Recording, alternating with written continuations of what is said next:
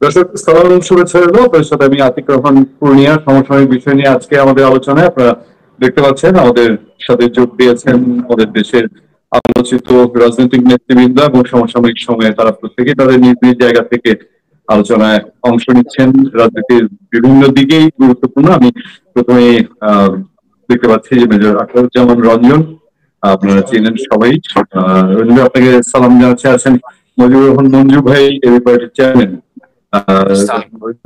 আপনাকে স্বাগতম। আছেন জাতীয় পার্টির চেয়ারম্যান জিএম কাদেরের অ্যাডভাইজার উপদেষ্টা মাহমুদুর রহমান সাহেব, আমি স্বাগত আসসালামু জানাচ্ছি। আলাইকুম। আমি সরাসরি টপিকে যাই। আজকে আলোচনায় খুব ছোট ছোট 3-4টা বিষয় আমরা আলাপ করতে চাই এবং প্রতিটা বিষয়ই এই সময়কার জন্য খুব গুরুত্বপূর্ণ। আমি আলোচনা আজকে সূত্রপাত করতে চাবো মঞ্জু ভাইকে দিয়ে, তবে আমি রেফারেন্স টানবো মেজর আখতারুজ্জামান রঞ্জনের। আখতার ভাই গত 2-3 দিনের ওনার যে অবজারভেশন, মঞ্জু ভাই আপনাকে একটু লক্ষ্য করতে বলবো যে আখতার ভাই যেটা ধারণা করছেন যে দেশের রাজনীতি একটা খুব খারাপ দিকে টার্ন করছে। ইভেন গৃহযুদ্ধ বা উনি কখন বলছেন যে ডিসেম্বর নাগাদ একটা হয়তো খারাপ কিছু ঘটতে পারে। ইভেন আখতার ভাইয়ের যে প্রিডিকশন, যেটা প্রিয় সরকার আসলে কতটা কন্টিনিউ করবে কি করবে না, নাও করতে পারে, এই প্রেক্ষাপটে আপনার একটু মতামত চাবো ছোট করে। পাশাপাশি আমরা এবি পার্টির দিকে যদি বলি, এবি পার্টির নেতৃবৃন্দের বক্তব্য সমসাময়িক সময় খুব আলোচিত হচ্ছে বিভিন্ন কারণে। মুক্তিযুদ্ধে অনেকেই মনে করেন যে এবি পার্টি কি মুক্তিযুদ্ধকে অপ্রাসঙ্গিক মনে করে কিনা, বা মুক্তিযুদ্ধে অনেক অনেক বিষয় নিয়ে এবি পার্টির ডাউট আছে। এই বিষয়টায় আমি একটু জানতে চাই, ক্লিয়ারিফিকেশন চাই মঞ্জু ভাইয়ের কাছে। মঞ্জুর রহমান মঞ্জু। ধন্যবাদ আতিক রহমান পূর্ণিয়া আপনাকে। মেজর আক্তার ভাই আছেন আর মাহমুদুর রহমান সাহেব আছেন, আপনাদের সবাইকে শুভেচ্ছা এবং দর্শকদেরকে ধন্যবাদ জানাচ্ছি। প্রথম কথা হচ্ছে যে প্রেডিকশন কি হতে পারে। আক্তার ভাই তো বাংলাদেশের রাজনীতি নিয়ে অনেক প্রেডিকশন করেছেন, অনেক প্রেডিকশন ওনার বাস্তবায়ন হয়েছে বা ঠিক হয়েছে, অনেক প্রেডিকশন আবার কখনো কখনো হয় নাই। দেশের রাজনৈতিক পরিস্থিতি তো একটা মানে ঝামেলা আছে, এটা আমরা সবাই বুঝতে পারছি। কারণ আমরা জানি যে ইলেকশন, সংস্কার, বিচার, হ্যাঁ, এর বাইরে আরো কিছু নিয়মিত বিষয় আছে যেগুলো নিয়ে কখনো কখনো রাজনৈতিক মহলের মধ্যে আহ, মত বিমত আমরা লক্ষ্য করছি। তো আমরা প্রধানত যেটা লক্ষ্য করছি যে সংস্কারের যে জায়গাগুলো নিয়ে আমরা একমত হওয়ার চেষ্টা করছি এবং আশা করছি যে এই জুলাই মাসের মধ্যে আমরা একটা জাতীয় সনদ তৈরি করার কাজে আমরা এগিয়ে যেতে পারবো। আর পাশাপাশি বিচারের কার্যক্রম আমরা যেটা দেখছি সেটা শুরু হয়েছে এবং এটা একটা ইতিবাচক প্রোগ্রেস আছে। পাশাপাশি নির্বাচনের তারিখ ফেব্রুয়ারি বা এপ্রিল এর মধ্যে এসে ঠেকেছে। দেখেন, নির্বাচনের ব্যাপারটা নিয়ে আমরা সবসময় বলেছি যে নির্বাচনের একটা প্রধান কাজ হচ্ছে আইন শৃঙ্খলা পরিস্থিতিটা স্বাভাবিক পর্যায়ে আসা। আইন শৃঙ্খলা পরিস্থিতিটা এখনো কিন্তু আমাদের সন্তোষজনক কোনো স্বাভাবিক অবস্থায় আসে নাই। এবং সরকারের যে উইকনেসটা আমরা এখানে দেখতে পাচ্ছি, যে সরকার আপনার ক্ষমতায় আছে ঠিক আছে, কিন্তু তাদের সেভাবে এখনো কর্তৃত্ব প্রতিষ্ঠিত হয় নাই। বিভিন্ন জায়গায় যখনই কেওয়াস তৈরি হচ্ছে সেখানে আমরা দেখছি পুলিশ বা আর্মি তাদের অবস্থানটা এখনো দুর্বল। তারা খুব শক্তভাবে সেখানে ভূমিকা রাখতে পারছে না। এই সরকার নিজে স্বীকার করেছে যে রাষ্ট্র পরিচালনার ব্যাপারে তাদের একটা দুর্বলতা আছে বা তাদের অভিজ্ঞতার সংকট আছে। কিন্তু সবাইকে নিয়ে যেভাবে রাষ্ট্র পরিচালনায় তার ভূমিকা রাখার ব্যাপারটা, সেটা নিয়ে আমরা দেখছি যে সরকার এখনো খুব ভালো আস্থার জায়গায় যেতে পারে নাই। তবে কিছু কিছু জায়গায় সরকারের সাফল্য আছে, এতে কোনো সন্দেহ নাই। এরকম একটা ক্রাইসিসের মধ্যে রাষ্ট্রটাকে অর্থনৈতিকভাবে আস্তে আস্তে একটা জায়গায় আনার যারা যে চেষ্টা করছে, এবং জনমনে বিশেষ করে বিদ্যুৎ পরিস্থিতি, তারপরে আপনার ছোটখাটো বিভিন্ন ইস্যুতে আমরা দেখছি যে মোটামুটি বলা যায় যে দেশের পরিস্থিতিটা মোটামুটি স্থিতিশীল হওয়ার পথে আছে। এখানে তাহলে আখতারুজ্জামান কি ভাই যে মঞ্জু ভাই কথাটা, আপনি আশাবাদী যে এই সরকারই একটা ভালো নির্বাচন দিয়ে গণতান্ত্রিক ধারায় যেতে পারবে? আমি একেবারে ফুল আশাবাদী এটা বলবো না, তবে সরকার যদি রাজনৈতিক দলগুলোর সহযোগিতা পায়, এখানে বিশেষ করে তিনটা অংশকে আমরা দেখতে পাচ্ছি খুব ভাইব্রেন্ট। একটা দেখতে পাচ্ছি বিএনপি, একটা দেখতে পাচ্ছি জামাত, আর একটা দেখতে পাচ্ছি আমরা এনসিপি। তো বিএনপির জায়গায় যেটা একটা সংকট, সেটা হচ্ছে বিএনপি যখন ইলেকশন ঘোষণা হবে তখন বিএনপির নিজেদের মধ্যে একটা দ্বন্দ্ব, তাদের প্রার্থী সিলেকশন নিয়ে একটা ঝামেলা তৈরি হতে পারে। এবং সেটা যদি খুব খারাপ দিকে যায়, তাহলে আইন শৃঙ্খলা পরিস্থিতি বা পুলিশের ভূমিকা কি হবে, সেনাবাহিনীর ভূমিকা কি হবে, সেটা একটা লক্ষণীয় বিষয় থাকবে। আরেকটা হচ্ছে যে জামাতের সাথে যদি বিএনপির বিভিন্ন জায়গায় মারামারি লেগে যায়, আমরা বেশ কয়েকটা জায়গায় দেখেছি ইতিমধ্যে গন্ডগোল হয়েছে, মারামারি হয়েছে।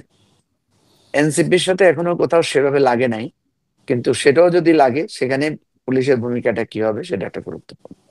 আরেকটা ইম্পর্টেন্ট জিনিস যেটা অনেকে এখনো নোটিসে নিচ্ছেন না, সেটা হচ্ছে আওয়ামী লীগ যদি ইলেকশনের সময় সে যদি স্বতন্ত্র বা অন্য কোনো দলের ব্যানারে গিয়ে ইলেকশন করার চেষ্টা করে, তখন তার সাথে তার কাউন্টার পার্ট যারা থাকবে তাদের বিহেভিয়ার কি হবে, এবং সেখানে পুলিশের ভূমিকা কি হবে বা সেনাবাহিনীর ভূমিকা কি হবে, আইন শৃঙ্খলা প্রশাসনের ভূমিকা কি হবে, এই টোটাল বিষয়টার উপরে আমাদের নির্বাচনকালীন পরিস্থিতি একটা বিরাজ করছে। আমি দেখলাম পূর্ণিয়া, আপনি গতকালকে একটা কোথায় যেন আপনি একটা লিঙ্ক পেলাম, সেখানে আপনি জামাতের আমিরের একটা বক্তব্য তুলে ধরেছেন।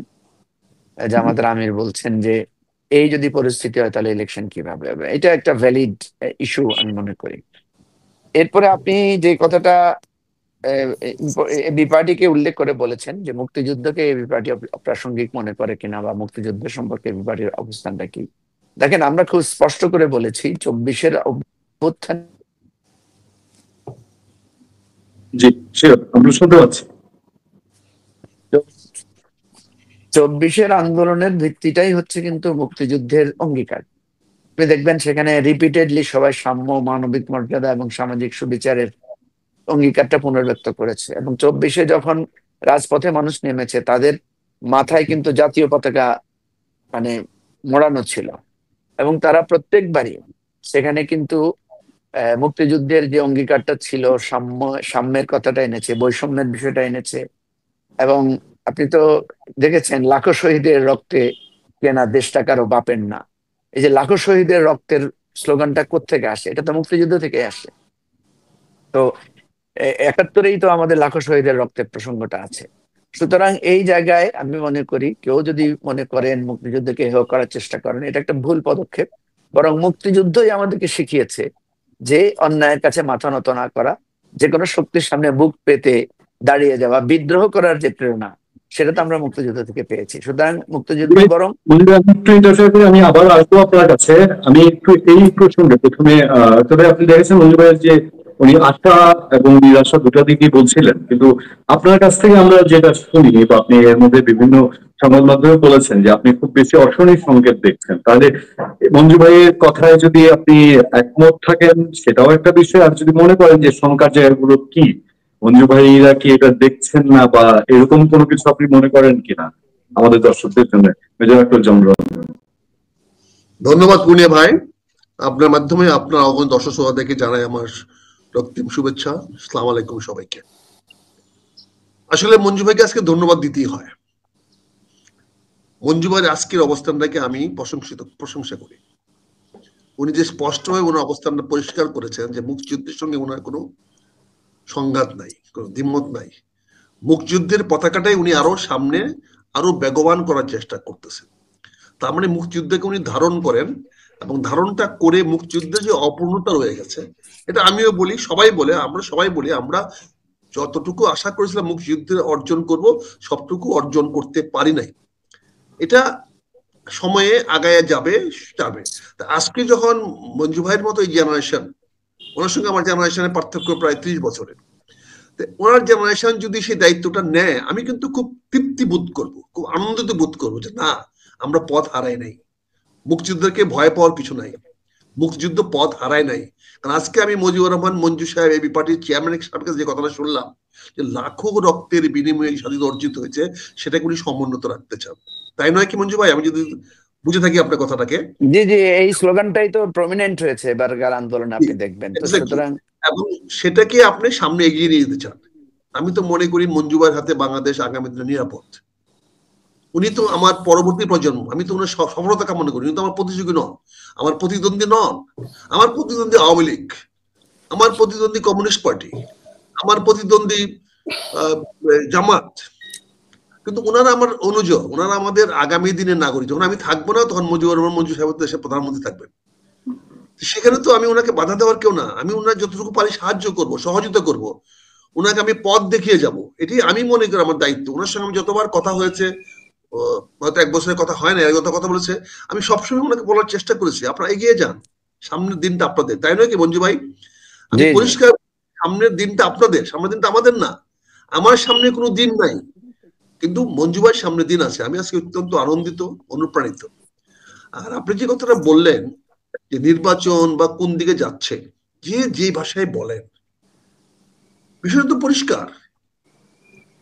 আপনি মঞ্জু ভাই কথাটা বলছেন পরিষ্কার, কিন্তু আমার প্রধান উপদেষ্টা সাহেব কি বললেন? উনি 71-এর বাটন রিসেট করে ফেললেন, অর্থাৎ ওটা মুছে ফেলতে চাইলেন। তো সেখানে উনি কি করে থাকবেন ক্ষমতায়? ওনাকে কেমন ক্ষমতা থাকতে দিবে যে বাংলাদেশের জনগণ? যিনি মুক্তিযুদ্ধকে রিসেট করতে চান, তার প্রতি তো মানুষ দাঁড়াবেই। এটি তারেক রহমান সাহেবের দয়ায় উনি গত 11 মাস ধরে আছেন, কারণ তারেক রহমান সাহেব পরিষ্কার বলেছেন এই সরকারকে উনি ব্যর্থ হতে দিবেন না, তাই বিএনপির লোকজন মেনে নিয়েছে। উনি লন্ডনে গিয়ে তারেক রহমান সাহেবের কাছ থেকে যাই আনুক, এটা উনি মুরব্বী, আমি বলতে চাই না, তবে উনি হাতে পায়ে ধরে তো কিছু সময় ভিক্ষা করে নিয়ে আসছেন, যে কোনো ভাবে হোক নিয়ে আসছেন। এখন উনি বিভিন্ন রিমার ছড়াচ্ছেন, বিভিন্ন কথা বলাচ্ছেন, কিন্তু উনি তো লন্ডনে গিয়েছেন তো, এবং উনি তো তারেক রহমান সাহেবের সাথে কথা বলেছেন, দেখা করেছেন। হ্যাঁ, তাহলে উনি তো এখানে কিছু না কিছু একটা ম্যানেজ করে আসছেন মঞ্জু ভাই। আমরা বলতে চাই না কি আসছে, কিন্তু এটা তো কোনো অপমানজনক ছিল, এটা তো সম্মানজনক না। তারেক রহমানের সাহেবের সঙ্গে লন্ডনে গিয়ে দেখা করা কোনো অবস্থাতেই সম্মানজনক না। মজিউর রহমান মঞ্জু ভাই এবি পার্টির চেয়ারম্যান, উনি ছোট হোক বড় হোক, আমি যে কোনো সময় উনি অফিস যেতে পারি, আমার বয়স বড় হলো, কিন্তু উনি কখনোই আমার অফিসে আসতে পারেন না। আমার অফিসে আসতে হলে আমি দাওয়াত দিতে হবে ওনাকে, আমাকে দাওয়াত দিতে হবে। তারেক রহমান সাহেব তো উনি ডক্টর ইউনূস যেখানে ছিলেন ওখানে গিয়েছেন, সুতরাং আমি তো এখানে অপমানের কিছু দেখি না। আমি সেটাই তো বললাম, দাওয়াতটা দিতে হবে, তো দাওয়াতটা তো দিতে হবে। কাজে এই দাওয়াতটা তো উনি চান নাই, তারেক সাহেব তো দাওয়াতটা চাই নাই। আমি যদি মঞ্জু ভাইকে বলি, মঞ্জু ভাই একটু দাওয়াত খান, আমার সাথে চা খেতে আসেন, এটা মঞ্জু ভাইয়ের বদান্যতা যে উনি আমার কাছে আসবেন, কিন্তু আমি তো ডিমান্ড করতে পারি না এবি পার্টির চেয়ারম্যান সাহেব আমার কাছে আসবেন।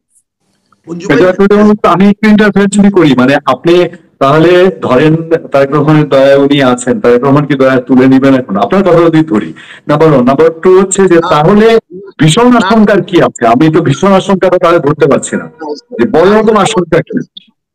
সব সরকারের তো দুর্বলতা সবলতা থাকে। আমি আপনাকে বলছি না তুলে নেওয়ার কি আছে? উনি ডিসেম্বর নির্বাচনটা নয় ফেব্রুয়ারিতে নিয়ে গেলেন, তার নির্বাচনে ফেব্রুয়ারিতে হয়, তার নির্বাচনের কার্যক্রম তো নভেম্বর বা ডিসেম্বরের প্রথম সপ্তাহ শুরু হয়ে যাবে। তো প্রথম সপ্তাহ যদি শুরু না হয়, প্রথম সপ্তাহে ইলেকশন কমিশনার শিডিউল ঘোষণা না করেন, নির্বাচনী কার্যক্রম শুরু না করেন, তাহলে ফেব্রুয়ারিতে নির্বাচন হবে না। এখন মনে করেন মঞ্জু ভাই মাইন্ড করতে পারেন কথাটা বললে, এই দেশে যদি আরো 210 বছর নির্বাচন না হয়, মঞ্জু ভাইয়ের জন্য অনেক সময়, কারণ 10 বছরে মঞ্জু ভাই প্রস্তুতি নিতে পারবে। পরীক্ষাটা যদি ডিলে হয়, তাহলে ব্যাক বেঞ্চের স্টুডেন্টরা সহজ হয়। তখন 10 বছর পিছিয়ে গেলে মঞ্জু ভাইয়ের পক্ষে 10টা বছর সময় পাবেন উনি তৈরি হওয়ার জন্য। কিন্তু 10 বছর আমি আপনার কাছে আসবো। এই অভিযোগটা অনেকেরই আছে যে এনসিপি, এবি পার্টি, এই পার্টি গুলো তারা চায় সরকার কন্টিনিউ করুক, সুবিধা তার আগে তারা চাইতে পারে। তাদের চাওয়াটাকে কখনোই ভুল বলবো না, অন্যায় বলবো না, এটি স্বাভাবিক। তারাটা আমার বয়স কম, আমি বয়স আমার শেষ হয়ে যাচ্ছে। বয়স কম বলতে বলছি আমি, আমার সামনে 10 বছরের গ্যারান্টি নাই, কিন্তু মঞ্জু ভাইয়ের সামনে 30 বছরের গ্যারান্টি আছে। এনসিপি ছেলে থেকে 40 বছর গ্যারান্টি আছে।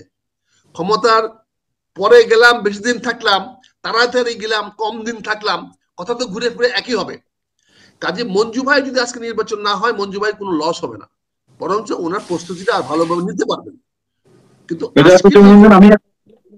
আমি আবারও আসবো আপনার কাছে। আমাদের আরেকজন কাজে এখানে নির্বাচন যদি ডিসেম্বরের মধ্যে না হয়, আমরা তো ছেড়ে দেব না ভাই। মঞ্জু ভাই কি বললেন আর কি বললেন, তারেক রহমানও ছেড়ে দিতে পারবেন না। তারেক রহমান ছেড়ে দিল, রাজনীতি ওনার হাতে থাকবে না। তারেক রহমান সাহেব যদি তারেক রহমান হাতে নির্বাচন রাজনীতি থাকবে না ভাই, আমি বলছি আপনার সামনে বলছি, পরিষ্কার বলছি, আপনি যখন দেখাবেন দেখাই দেন। যদি ডিসেম্বরের মধ্যে নির্বাচন প্রক্রিয়া শুরু না হয় তাহলে তারেক রহমান সাহেবের হাতে নির্বাচন রাজনীতি থাকবে না, এই দেশে মানুষ ছাড়বে না, আওয়ামী লীগ বসে থাকবে না। এই সুযোগটা আপনি আওয়ামী লীগকে দিচ্ছেন।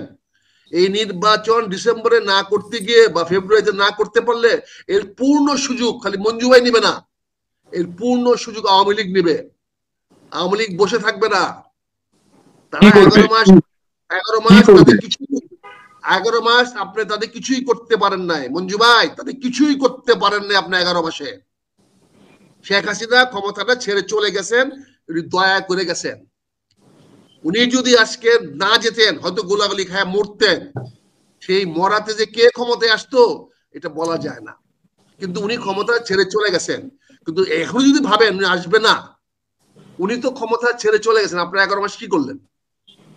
তাকে বিচার করতে পারলেন না, একটা বিপ্লবী সহায়তা করতে পারলেন না, তারই সংবিধান ধরে টানাটানি করেন। এবং মঞ্জু ভাই আজকে একটা পুরনো কথা বলি, কাল মহসুদ্দিন বলে গেছে যে ওই সংসদ নাকি শুয়োরের খোয়া, আর আপনারা পররাষ্ট্র মন্ত্রণালয়ের রেস্ট হাউস থেকে বানাইছেন দন্তহীন শুয়োরের খোয়ার। সেখানে রাজনীতিবিদদের আপনাদেরকে ডেলি আপনাদেরকে হাজিরা দেওয়ায়, প্যারেড করায়। আপনারা একটা আলী রিয়াজের মতো একটা তৃতীয় শ্রেণী নাগরিক আছে যে সিআইএ এর লিস্টেড এজেন্ট, বদিউর রহমানের মতো একটা তৃতীয় শ্রেণীর ব্যক্তি কাছে আপনারা প্রতিদিন যান। আমাদের লজ্জা লাগে মঞ্জু ভাই, উই ফিল শেম। কারণ এই দেশটা তো আপনাদের হাতে থাকবে। বদিউল আলমরা দেশ শাসন করবে না, আলী রিয়াজ দেশ শাসন করবে না, দেশ আবারও আসবো আপনার কাছে। মঞ্জুরা তাদেরকে ওদের কাছে যাওয়াটা এই দেশের মানুষ ভালো চোখে দেখতেছে না মঞ্জু ভাই, দেখতেছে না। আপনাদের অপমান আমাদের অপমান, আমাদের অপমান আমাদের অপমান না। আমাদের অপমান করতে পারলে আমরা এটাকে বাঘের বাচ্চা মনে করি, এদেরকে অপমান করতে পারলে তাকে বাঘের বাচ্চা মনে করি। আর তাদের আমি আবারও আসবো আপনার কাছে এবং আপনার এই বিষয়গুলো মঞ্জু ভাই অবশ্যই কথা হচ্ছে। আমরা বেশ কয়েকটা পয়েন্ট আপনি মঞ্জু ভাই বলেছেন। মঞ্জু ভাই বেরিয়ে আসেন, ওখান থেকে বেরিয়ে আসেন, কিচ্ছু হবে না, কোনো ঐক্যমত্য হবে না। আমার ফোরকাস্ট কোনোটাই সঠিক হয় না, কিন্তু আমি আপনাকে বলে দিচ্ছি, অনুরোধ করে বলছি, এই ঐক্যমত কখনোই হবে না, হবে না, হবে না। আমি নিশ্চয়ই মঞ্জু ভাইয়ের কাছে আসবো। আমাদের 2 মিনিট মঞ্জু ভাই, আমি এই আক্তার ভাইয়ের এই প্রসঙ্গগুলোতে আবার ব্যয় করবো। 2 মিনিট আমাদের আরেকজন অতিথি আছেন মাহমুদুর রহমান সাহেব। আমি আপনারা জানেন যে মাহমুদুর রহমান সাহেব জাতীয় পার্টির মানুষ, জাতীয় পার্টির রিপ্রেজেন্টেটিভ, 4 পয়েন্টের মানুষ উনি। তো আমি আক্তার ভাইয়ের সঙ্গে এর আগে কথা হচ্ছিল, এর আগে আমরা দেখেছি আওয়ামী লীগ পলিটিক্স করতে দেয় নেই, বিএনপি কে দেয় নেই, জামাত ইসলামীকে দেয় নেই, এবি পার্টিকে আমরা যা দেখেছি আমাদের জীবনকে। এখন এই গভর্নমেন্টের সময় জাতীয় পার্টি খুব নাজেহাল একটা অবস্থায়, বলতে অসুবিধা নেই, নিশ্চয়ই মাহমুদও স্বীকার করবেন। আগে আওয়ামী লীগ এদেরকে, এখন আওয়ামী লীগকে রাজনীতি করতে দেওয়া হচ্ছে না, জাতীয় পার্টিকে রাজনীতি করতে দেওয়া হচ্ছে না। এই যে একটা কোনো পরিবর্তন নাই দেশে, আগে আওয়ামী লীগ করেছে, এখন ডক্টর ইউনূস সরকারের সময় হচ্ছে। এবং আমি মাহমুদ ভাইকে জিজ্ঞেস করবো যে আপনারা গত কয়েকদিন ধরে জাতীয় পার্টির কোনো স্পিচও নেই, তার চেয়ারম্যান জিএম কাদের সাহেবের আগে কথা বলতেন, গত 15-20 দিন ধরে ওনারা কোনো কথাও বলেন না, ওনার মহাসচিব কোনো কথা বলেন না। তো সেই প্রেক্ষাপটে ওনারাও একটা আশঙ্কার কথা বলেন। জিএম কাদের কিন্তু সবসময় আশঙ্কার কথা বলতেন, রঞ্জনের কাছাকাছি বলতেন। আমি একটু 2-3 মিনিট মাহমুদুর রহমান সাহেবের কাছ থেকে সবশেষ এই যে জাতীয় পার্টি নীরব হয়ে আছে, আওয়ামী লীগের মধ্যে নীরব হয়ে আছে, যেটা আক্তার ভাই বলেন, এটা কি অন্য কিছু ইঙ্গিত বা আপনারা পরিস্থিতি কিভাবে দেখছেন, কোন দিকে যাচ্ছে? আমি আসবো আপনার কাছে, আক্তার ভাই পয়েন্টগুলো নিয়ে আসবো। জি জি জি, আসসালামু আলাইকুম। শোনা যাচ্ছে? জি জি জি শোনা যাচ্ছে। ওকে ওকে, প্রথমত বলতে চাচ্ছি এটাই যে সাইলেন্স ইজ গোল্ডেন, এছাড়া তো আমাদের আর কোনো পথ নাই। আমরা মানে এখন সাইলেন্সে থাকতে হবে এবং দেখতে হবে খেলার আমরা কিভাবে খেলে, এটা তো দেখার আমাদের খুব ইচ্ছা। ধন্যবাদ আপনাকে, আমাকে আজকে এই 2 জন জাতীয় নেতার সাথে আমাকে দুটো কথা বলার সুযোগ করে দিয়েছেন, এই জন্য আপনাকে প্রচুর শুভেচ্ছা জানাচ্ছি, ধন্যবাদ জানাচ্ছি এবং আমার শ্রদ্ধা জানাচ্ছি। 2 মেরুর 2 দিকপাল বাংলাদেশের রাজনীতিতে, একজন তরুণ দিকপাল এবং একজন মোস্ট সিনিয়র, এবং যিনি খুবই আউটস্পোকেন বাংলাদেশের রাজনীতিতে, একজন আউটস্পোকেন নেতা, এরকম সাহসী নেতা। উনি মুখের উপর কথা বলেন, যেই সোচ্চার ওনারা আছে। ধন্যবাদ আপনাদের দুজনকে এবং শুভেচ্ছা। আমি আমি আমাকে বেয়াদবি নেবেন না, আমি অত্যন্ত নগণ্য একজন ব্যক্তি। আমি মেজর আখতারুজ্জামান, উনি অনেক কথা তো বলেছে, আমি যদি ওনার কথাগুলোর সার আমি যদি এইভাবে বুঝে থাকি যে নতুন কোনো কিছু দেখছি না, আমরা নতুন কোনো দেখছি না, বরঞ্চ স্বৈরাচারী শাসনামলে যে পথটা দেখিয়েছে সেই পথে হেঁটে যাচ্ছি। ওটাই আমাদের মডালিটি, ওটাই আমাদের দিক নির্দেশনা, ওটাই আমাদের ইয়ে। এর আগেও পল্লীবন্ধু হোসেন মোহাম্মদ এরশাদ যে পথ দেখাইছে ওই পথের উপরে হাঁটছে কিন্তু সবাই। এমনি কিন্তু স্বৈরাচার বলতেছে তাকে, 90-এর স্বৈরাচার বলতে বলতে মুখে ফেনা তুলছে, কিন্তু তার রেখে যাওয়া তার রেখে যাওয়া উত্তরাধিকার, তার রেখে যাওয়া সেই আপনার যত কিছু সংস্কার আছে, বাংলাদেশের সংস্কারের যে একটা একটা খোলনলচে পাল্টে ফেলানোর একটা নমুনা উনি রেখে গেছেন, সেটার উপর দিয়ে সেটাকে বেসলাইন বেঞ্চ লাইন মনে করে সেটার উপর দিয়ে হাঁটছে। ঠিক তেমনি এই শেখ হাসিনার শাসন আমলে স্বৈরাচারী ফ্যাসিবাদী, অবশ্যই ফ্যাসিবাদী, কোনো সন্দেহ নাই, কিন্তু আকারে ইঙ্গিতে ডাইরেক্টলি ইনডাইরেক্টলি সেই ফ্যাসিজমকে লালন পালন নার্সিং এবং আরো কত বেশি এটা মানে পুষ্পে পল্লবে সুশোভিত হয় সেটা ব্যবস্থাই হচ্ছে এবং সে ব্যবস্থা হয়ে যাচ্ছে। সেটা কিভাবে বললাম আমি, দেখেন গত 2 দিন আগে দেখলাম যে বাংলাদেশের সুপ্রিম কোর্টের যে বেঞ্চ, এটা বিভিন্ন জেলাতে নেওয়ার একটা সিদ্ধান্ত নিছে, প্রস্তাবনা দেওয়া হচ্ছে। এটা বহু আগে, আজ থেকে 30 বছর আগে পল্লীবন্ধু হোসেন মোহাম্মদ এরশাদ করে গেছেন। তো আমি তো মনে করি উনি অনেক দূরদর্শী নেতা ছিলেন। উনি যে আপনার এই অনেক সংস্কারগুলো করে গেছেন, সেই সংস্কার উপরে দাঁড়িয়ে আজকে অনেকগুলো হচ্ছে। আমি মঞ্জু ভাই, আপনি আমার কথার বেয়াদবি নিবেন না। মঞ্জু ভাই, আপনি বাংলাদেশের রাজনীতি আলোচনা করতে গিয়ে একটা কথা বলছেন যে ঝামেলা আছে রাজনীতিতে ঝামেলা খুব মানে তেমন কিছু আমার মনে হয় না। এটা ঝামেলা, রাজনীতি ঝামেলার কাম, এটা ঝামেলা পূর্ণ কাম। আমার কাছে মনে হচ্ছে বাংলাদেশের এই মুহূর্তের রাজনীতি লক্ষ্যহীন, কোনো লক্ষ্য নাই, কোনো লক্ষ্য ছাড়াই এই রাজনীতি চলছে, এই রাষ্ট্র চলছে এবং এই সরকার চলছে। কিভাবে একটা বিপ্লবের পরে এটা কি বিপ্লব নাকি গণ অভ্যুত্থান, এটা কিন্তু ঠিক করা হয়নি এখনো।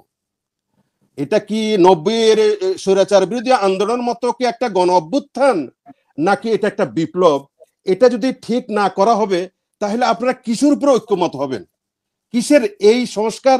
আপনার মনে আছে 90 সালের পরে তথাকথিত আপনাদের অনেকের ভাষায় পল্লীবন্ধু হোসেন মোহাম্মদ এরশাদের পতনের পরে রেহমান সোবহানকে দিয়ে অনেকগুলো সংস্কার কমিশন করা হয়েছে, অনেক অনেক অনেক, এগুলো একটাও দিনের আলো দেখে নাই। আপনি সংস্কার কাকে দিয়ে মঞ্জু ভাই করবেন? মঞ্জু ভাই, আপনি অনেক সিনিয়র, আপনি একজন নেতা, আপনি অনেক কথাগুলো বলছেন, আপনার কথা কে শুনবে, কেন বা শুনবে বলেন? আপনি এখানে মেন স্টেক হোল্ডার বিএনপি। বাংলাদেশের রাজনীতির বাস্তবতা আওয়ামী লীগ এবং বিএনপির বাইরে কোন রাজনৈতিক দল ইনফ্যাক্ট নাই। আমি বললাম এই কথা, ইনফ্যাক্ট নাই। থাকলো এরা পরগাছা, থাকলো আমি একদম আমার দল সহ বললাম।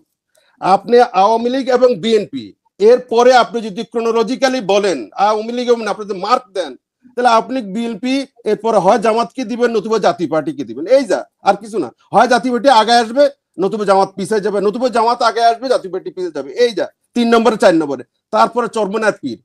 এরপরে যে রাজনৈতিক দলগুলো আছে, এই যে আপনারা এই যে আলোচনা করছেন প্রতিদিন, আলোচনার এই যে মানে ভূমি কাঁপানো সারা বাংলাদেশ ব্যাপী, যেটা শুধু টক মানে টাউন, মানে বাংলাদেশ, পুরো বাংলাদেশ কাঁপছে এই সংস্কার আলোচনা এবং রাজনৈতিক দলগুলো।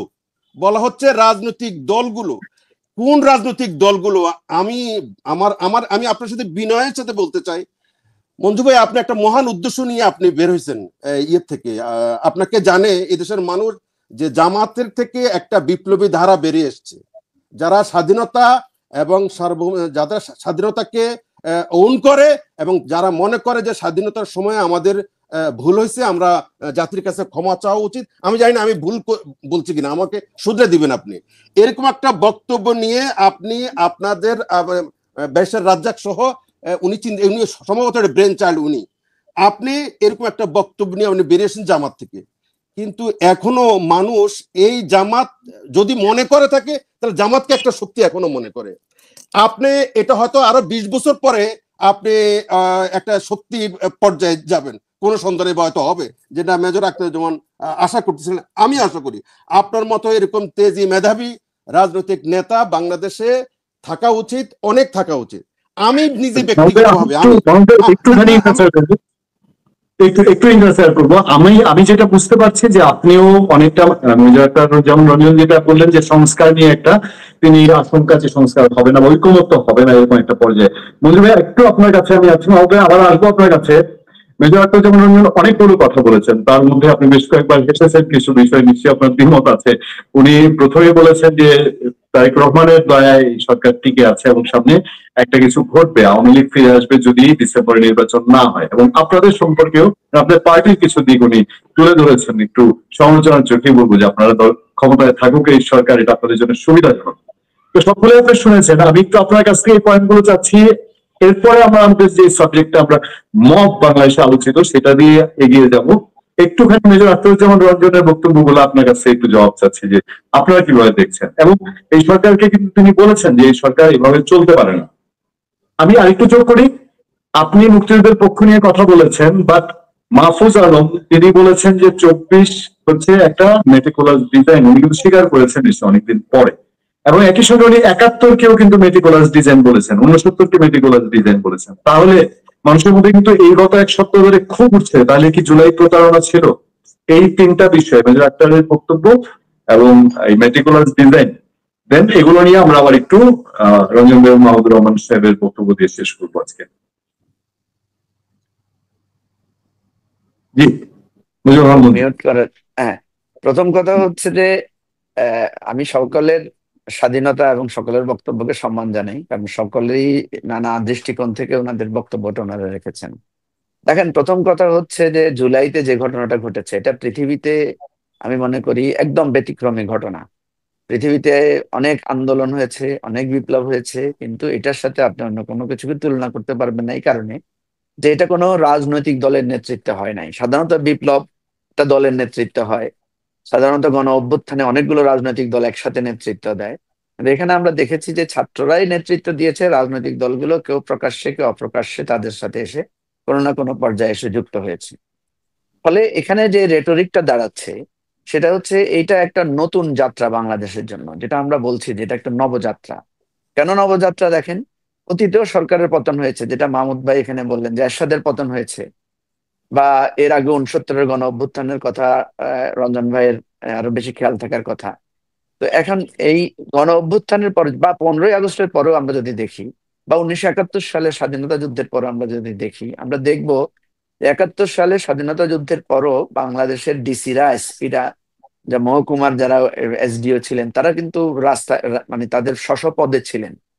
এবারে আমরা প্রথম দেখলাম যে সরকার পতনের সাথে সাথে সরকারের একেবারে তল্পি বাহক একটা সাধারণ পিয়ন দারোয়ান পর্যন্ত, মানে তাদেরকে গা ঢাকা দিতে হয়েছে, পালাতে হয়েছে।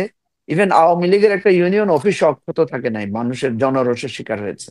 একটা থানা পর্যন্ত, বিটিভি অফিস থেকে শুরু করে অনেকগুলো টেলিভিশন অফিস আক্রান্ত হয়েছে, যেটা আপনি বললাম তো বাংলাদেশের ইতিহাসে এটা প্রথম। সো এরকম একটা ক্রাইসিসের মধ্য দিয়ে, যেখানে আওয়ামী লীগ নিজে অ্যান্টিসিপেট করেছিল যে 10 লক্ষ লোকের মৃত্যু ঘটবে, 10 লক্ষ লোকের মারা যাবে, রাস্তায় রাস্তায় লাশ পড়ে থাকবে, তো এইরকম একটা সিচুয়েশনে গণ অভ্যুত্থানটা হয়েছে। সেটার প্রেক্ষিতে ডক্টর ইউনূস দায়িত্বভার নিয়েছেন, এবং এটা কোনো পরিকল্পিত দায়িত্বভার গ্রহণ করা হয় নাই। আর্মি প্রথমে রাজনৈতিক দলগুলোকে ডেকে নিয়েছে, পরে ছাত্রদের সাথে বৈঠক হয়েছে। অর্থাৎ এখানে কোনো সুস্পষ্ট ঘোষণাপত্র, সুস্পষ্ট কোনো লেখনী, যেটা মাহমুদ ভাই বা আক্তার ভাই বললেন যে এটাকে আমি বিপ্লব বলবো না গণ অভ্যুত্থান বলবো, আসলে এটাকে আপনি ওইভাবে কোনো ছকের মধ্যে ফেলতে পারেন না। এটা একটা অভূতপূর্ব ঘটনা ঘটেছে। আমাদেরকে যখন গ্রেফতার করে নিয়ে যাওয়া হচ্ছিল, আমাদেরকে যখন রিমান্ডে নিয়েছে, দিনের পর দিন আমরা রিমান্ডে ছিলাম, আমরা নিজেরাও ভাবতে পারি নাই যে এত তাড়াতাড়ি শেখ হাসিনার মতো একটা দুর্দণ্ড প্রতাপশালী ফ্যাসিবাদের পতন ঘটবে এবং সেইভাবে পালিয়ে যাবে। দেখেন, পালানোটা তো পালিয়েছে, একেবারে ইন্ডিয়াতে গিয়ে পালিয়েছে, যেটা আরো বেশি।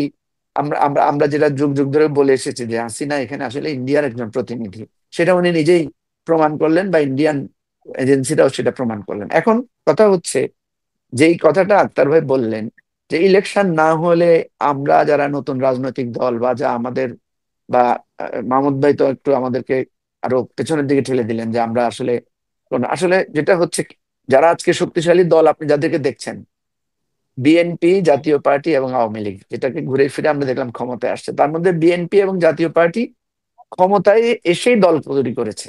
সুতরাং আমরা যারা নতুন মানে আপনার এটাকে বলা যায় যে অর্গানিক প্রসেসে রাজনৈতিক দল করছে, এগুলোর সাথে তাদেরকে তুলনা করা যাবে না। আমরা এই রাজনৈতিক উত্থানটা একটা অভ্যুত্থানের মধ্য দিয়ে হয়েছে, এবং সেই অভ্যুত্থানটা বিপ্লবে রূপান্তর করার কিন্তু আরো অনেকগুলো ওয়েভ আমাদের বাকি আছে আমরা যেটা মনে করছি। এখন দেখেন যে অভিযোগটা আক্তার ভাই করেছেন বা অনেকেই করে থাকেন যে আমরা নির্বাচন, একটা পক্ষ চায় না যে নির্বাচন সহসা হোক, নির্বাচন দেরিতে হোক, ইত্যাদি ইত্যাদি কথা। এখন প্রশ্ন হচ্ছে যে এই সরকারের পরিবর্তনটাকে নির্বাচনের মধ্য দিয়ে হয়েছে? সাধারণত একটা সরকারের পরিবর্তনের বিধান হচ্ছে নির্বাচন। এখন যখন একটা নির্বাচনের মাধ্যমে সরকারের পরিবর্তন হয় না, যখন অভ্যুত্থানের মধ্য দিয়ে হয়, তখন প্রথম কাজটাই হয় সে অভ্যুত্থানকে আগে বৈধতা দিতে হয়। এই বৈধতা দেওয়ার প্রক্রিয়াটাই আমরা বলছি যে সংস্কার এবং একটা সনদ তৈরি করা। আপনি যদি আপনি এটাকে না দেন, আপনি যদি মুক্তিযুদ্ধকে বৈধতা না দেন, তাহলে মুক্তিযুদ্ধ তো একটা একটা বিদ্রোহ আকারে থেকে যায়। সুতরাং এই গণ অভ্যুত্থানকে বৈধতা দিবে কে? এটা কি এখনকার এই অন্তর্বর্তীকালীন সরকার দিবে না পরবর্তী সরকার দিবে? যেই দেখ, এই অভ্যুত্থানকে বৈধতা দিতে হবে। অথবা আপনাকে এই অভ্যুত্থানে যারা অংশীদার ছিল বা যারা এটাকে সাপোর্ট করেছেন, ইভেন আমি আক্তার ভাইকে এবং মাহমুদ ভাইকে এটাতে বিচ্ছিন্ন মনে করি না, আতিকুর রহমান পূর্ণিয়াকেও বিচ্ছিন্ন মনে করি না, কারণ আপনারাও কিন্তু এটাকে অভ্যুত্থান বলছেন, আপনারাও এটাকে একটা আওয়ামী লীগকে ফ্যাসিবাদ বলছেন। যখনই আপনি আওয়ামী লীগকে ফ্যাসিবাদ বলছেন এবং আমাদের এটাকে অভ্যুত্থান বলছেন, তখন আপনাকে মনে রাখতে হবে আপনিও কিন্তু সংবিধান বিরোধী কথা বলছেন। কারণ সংবিধানের ভাষায় কোনো অভ্যুত্থানের কোনো বৈধতা নাই। সংবিধান কখনো বৈধতা দেয় না মানে গণভবনকে ঘেরাও করা। সংবিধান কখনো এটা বৈধতা দেয় না যে আপনি মানে শক্তি প্রয়োগ করে। একটা মিনিট একটু যোগ করে দিব। আপনাদের আরো একটা কথা বলছেন যে এখন যে অবস্থায় আছে উনি বলছেন যে ঐক্যমত্যটা হবে না, এবং না হলে ডিসেম্বর ইলেকশন না হলে আওয়ামী লীগ ফিরবে, আরো ভয়ঙ্কর কিছু হবে, এটাও কিন্তু বলছেন হ্যাঁ, আক্তার ভাই। আমি আক্তার ভাইয়ের পুরো কথাগুলোকে বলতে গেলে অনেক সময় দরকার, তারপরে আমি শুধু সংক্ষেপে টাচ দিয়ে যাচ্ছি। তো জি। আমি যেটা বোঝাতে চাচ্ছি সেটা হচ্ছে, সুতরাং অভ্যুত্থানের শক্তি যারা আছে, এই অভ্যুত্থানের এই আকাঙ্ক্ষার শক্তিটা কিন্তু এরা কোনো ট্রেডিশনাল পলিটিক্যাল পার্টি না। এরা একটা নতুন অভ্যুদয় ঘটেছে, এরা নতুন ভাবে উত্থান ঘটেছে, এবং এরা সকল রাজনৈতিক দলের সহযোগিতা নিয়ে এই অভ্যুত্থানটা ঘটিয়েছে। সুতরাং এদের একটা চাপ অবশ্যই থাকবে যে এই অভ্যুত্থানকে এবং এই অভ্যুত্থানের অভিপ্রায়কে আপনাকে গ্রহণ করেই পরবর্তী সরকারের কাছে ক্ষমতা হস্তান্তর করতে হবে। এবং দেখেন ডক্টর ইউনূস, আপনি যদি সাংবিধানিক দৃষ্টিতে দেখেন, এই ধরনের কোন অন্তর্বর্তীকালীন সরকারের আমাদের বৈধতা আমাদের সংবিধানে নাই। তাহলে তাকে যখন আরেকটা সরকারের কাছে ক্ষমতা হস্তান্তর করতে হবে, তিনি কি তার ফাঁসির দড়ি তার হাতে হস্তান্তর করবেন? তা তো করবেন না। তিনি তার বৈধতা, তার প্রক্রিয়াটা শেষ করেই ওই সরকারের কাছে হস্তান্তর করবেন। এখন এটা তো একটা মিউচুয়াল আন্ডারস্ট্যান্ডিং এর ব্যাপার। উনি যেটা এখন বলেছেন যে সেই তারেক প্রক্রিয়া রহমান, চলছে, এখন কি সেই প্রক্রিয়া চলছে মনে করেন? না না, আমি সেই প্রক্রিয়ার কথা আমি বলছি। কথা হচ্ছে যে এই কথাগুলো বাস্তবতা। এগুলোকে আপনি যত মার প্যাচ দিয়ে কথা বলেন, সেই মার প্যাচের কথা কিন্তু খাটবে না। বাস্তবতা যেটা দাঁড়াচ্ছে সেটা হচ্ছে যে তারেক রহমানের কাছে গিয়ে কি ডক্টর ইউনূস নতি স্বীকার করেছেন নাকি ওনার কাছে দায়বদ্ধ দিয়েছেন, এগুলো অনেক কথা আমরা বলতে পারি, রাজনৈতিক স্ট্যান্ডবাজি টাইপের কথা আমরা বলতে পারি। বাস্তবের কথা যেটা, সেটা হচ্ছে বিএনপির সাথে এই সরকারের একটা দূরত্ব তৈরি হয়েছে, আমরা দেখেছি। কিন্তু তারেক রহমানের সাথে কথা বলার পরে, তারেক রহমানের সাথে আলোচনার পরে আমরা দেখলাম দূরত্বটা কিছুটা কমেছে।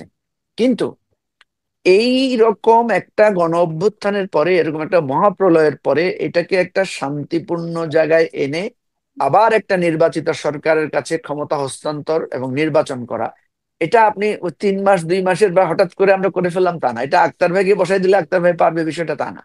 কারণ এখানে অনেকগুলো ব্যাপার আছে, এবং সবচাইতে বড় ব্যাপার হচ্ছে যেই ফ্যাসিবাদ পালিয়ে গেছে তারা কিন্তু এখনো দোষ স্বীকার করছে না, তারা কিন্তু এখনো নতি স্বীকার করছে না, এবং তারা প্রতিনিয়ত, আক্তার ভাই যেটা বলছেন, তারা প্রতিনিয়ত একটা থ্রেটের উপর রেখেছে। এরকম অবস্থায় আমাদেরকে সংস্কার, বিচার এবং নির্বাচন, এই তিনটা পথে হাঁটতে হলে অ্যাপারেন্টলি অনেকগুলো সমস্যা আমাদের সামনে আছে। যেটা মাহমুদ ভাই বলেছেন, আপনি সরকারকে এটা দেখতে পাচ্ছেন না, ওটা দেখতে পাচ্ছেন না, আপনার কাছে এটা মনেই হবে। কারণ আপনি যদি অভ্যুত্থানকে গ্রহণ না করেন মনে প্রাণে, তাহলে আপনার কাছে এটা মনে হবে। আর আপনি যদি অভ্যুত্থানকে মনে প্রাণে গ্রহণ করেন, তাহলে বুঝবেন যে এখানে সব কিছুকে নতুন করে একটা ভিত্তির উপর দাঁড় করাতে হবে, এবং দাঁড় করানোর দায়িত্ব যারা নিয়েছেন তারা কেউ এই জায়গায় অভিজ্ঞ না। দেখেন এই সরকারের একটা এই সপ্তাহে এসে দেখেন কতগুলো বিষয়। একটা হচ্ছে জামাতে ইসলামী, এনসিপি, তারা প্রত্যেকেই বলছে, আমি যেমন রমজান দৃষ্টি আকর্ষণ করবো যে আপনার একবার আসছে বিচার সংস্কার, এগুলো হতেই হবে, এগুলো ছাড়া ইলেকশন না। দেন হচ্ছে জুলাই সনদ বা জুলাই ঘোষণা, তারপর এই নির্বাচন পদ্ধতি নিয়ে একটা বড় বিতর্ক। জামাত ক্লিয়ার বলেছে যে তারা পিআর পদ্ধতি ছাড়া ইলেকশনে যাবে না। এরপর গতকাল এসে দেখলাম যে আমার বলেছে স্থানীয় সরকার নির্বাচন আগে হতে হবে। সময় কতদিন আসলে? 10 মাসে অনেক কিছু হলো। নিজে সংখ্যাটা বাড়ছে কিনা?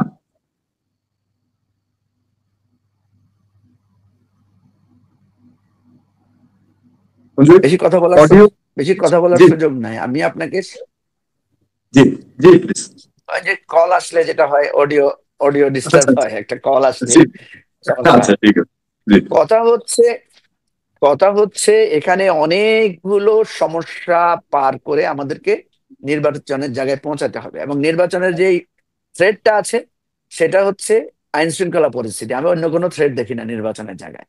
এখন আসেন, 11 মাসে এখন আইন শৃঙ্খলা কোনো উন্নতি হলো না। আপনি কিভাবে আশা করছেন যে আগামী 2-4-5 মাসে সেটা হবে? না, আইন শৃঙ্খলা আর্মি মিলিটারি আছে ফিল্ডে। আইন শৃঙ্খলা পরিস্থিতির উন্নতি যে হয় নাই বিষয়টা তা না, হয়তো আমাদের এক্সপেক্টেড লেভেলে আমাদের হয় নাই।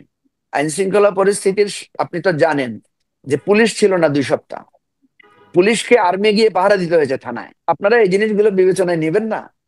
আপনি পুলিশের কোনো মোরাল নাই। পুলিশ, আপনি এখন পুলিশের কাছে গেলে পুলিশ ভয় পায়। আপনাকে তো মনে রাখতে হবে যে পুলিশের মনোবল ভেঙে পড়েছে, কারণ এই পুলিশ কিছুদিন আগে ছাত্রদের উপর গুলি করেছে। এখন এই পুলিশই কয়েকদিন আগে মানুষের উপরে ঘোষ খেয়েছে, মানুষকে অন্যায়ভাবে নির্যাতন করেছে। বিএনপি, জামাত, এনসিপি, আমাদের সবার উপরে এই পুলিশ নির্যাতন করেছে। এখন সেই পুলিশরা তো আমাদের পেছনে পেছনে এখন হাত জোর করে ঘুরছে। বাংলাদেশে তো এটা অভিনব পদ্ধতি, বাংলাদেশে তো এটা অভিনব একটা পরিস্থিতি তৈরি হয়েছে। আপনি দেখবেন যে সার্জেন্ট, আপনি রাস্তাঘাটে দেখলে দেখবেন যে আপনার হেলমেট ছাড়া প্রচুর মোটরসাইকেল এখন চলছে। পুলিশ কাকে ধরবে? সে বলবে যে তুমি মিয়া ফ্যাসিবাদ। সুতরাং এই এই এই- এই বাস্তবতাটা আপনি যদি চান ইগনোর করতে পারেন, কোনো অসুবিধা নাই। আমি আক্তার ভাইকে খুব শ্রদ্ধার সাথে বলছি, আক্তার ভাই জীবনেও কল্পনা করে নাই হাসিনা পালাবে। উনি যদি বলেন যে উনি চিন্তা করেছিলেন হাসিনা পালাবে, তাহলে আমি আক্তার ভাইয়ের প্রতি আমার যে ফেইথ বা রেসপেক্ট আছে, সেটা আমি মনে করবো যে এটা আমাকে রিভিউ করতে হবে। ফলে আক্তার ভাই এখন যেটা মনে করছেন গৃহযুদ্ধ হবে, ডিসেম্বরে এটা হবে, আমি আক্তার ভাইকে বলবো আপনি এরকম আগেও যেটা ভেবেছেন সেটা হয় নাই। সুতরাং এটা হবে না। কেন হবে না আমি আপনাকে বলি। যেই নেতৃত্ব পালিয়ে যায় কর্মীদেরকে রেখে, সেই নেতার আর দ্বিতীয়বার দাঁড়ানোর সুযোগ থাকে না। কথা বুঝেছেন? 1 নাম্বার। 2 নাম্বার হচ্ছে যারা এখন আওয়ামী লীগের লোক আছে, এখনো লুকিয়ে আছে বিভিন্ন জায়গায়, বিভিন্ন পর্যায়ে আছে, তারা এখন চেষ্টা করছে কেউ বিএনপিতে যোগ দেওয়ার জন্য, কেউ এনসিপিতে যোগ দেওয়ার জন্য, কেউ জামাতে যোগ দেওয়ার জন্য। ইভেন জামাতে পর্যন্ত যোগ দিয়েছে আওয়ামী লীগের অনেক লোক। তো ফলে আওয়ামী লীগ যে তাদের লোকদেরকে ঘুরে দাঁড়িয়ে সে যে একটা মানে ষড়যন্ত্র করবে, সেটার চাইতেও আমি মনে করি আওয়ামী লীগ নির্বাচন কেন্দ্রিক একটা ষড়যন্ত্র করতে পারে। তো আমি আপনাকে যে কথাটা মানে মিলিয়ে বলতে চাই যে আলী রিয়াজ বা আপনার বদিউল আলম মজুমদাররা করছে, এটা হাস্যকর হচ্ছে কিনা ইত্যাদি ইত্যাদি, এগুলো এক একজন এক একভাবে মূল্যায়ন করতে পারে। আমরা যে জিনিসটা চেষ্টা করছি যে জুলাই অভ্যুত্থানের পরের বাংলাদেশটা যাতে একটা সুন্দরভাবে পরিচালিত হয়, সেটার জন্য একটা কমন চার্টার তৈরি করার জন্য। আমি জানি এই চার্টার বিএনপি বা আপনারা যারা বলছেন, মানে মাহমুদ ভাই যেটা বলছেন, দেখেন মাহমুদ ভাই একটা জিনিস মাথায় রাখবেন। আপনারা এই যে যেটা যেটা আক্তার ভাই বলেছেন, উনি আমাদের আগের জেনারেশন, আমরা মিডল জেনারেশন, নতুন জেনারেশন যারা আজকে এই বিদ্রোহটা বিপ্লবটা করেছে। এই গণ অভ্যুত্থান, পৃথিবীতে গণ অভ্যুত্থান সফল হয়েছে খুব কম, গণ অভ্যুত্থানের এসেন্স বাস্তবায়ন হয়েছে খুব কম, সফলতা খুব কম। কিন্তু কিছু না কিছু সফলতা অবশ্যই হয়েছে। 90-এর গণ অভ্যুত্থানে বিনিময়ে আমাদের 3 জোটের রূপরেখা পরিপূর্ণভাবে বাস্তবায়ন হয় নাই, কিন্তু 90-এর গণ অভ্যুত্থানের পরে আমরা কিন্তু 3টা ইলেকশন পেয়েছি, যে ইলেকশন গুলোতে মানুষ পরবর্তী সরকারকে পরিবর্তন করতে পেরেছে।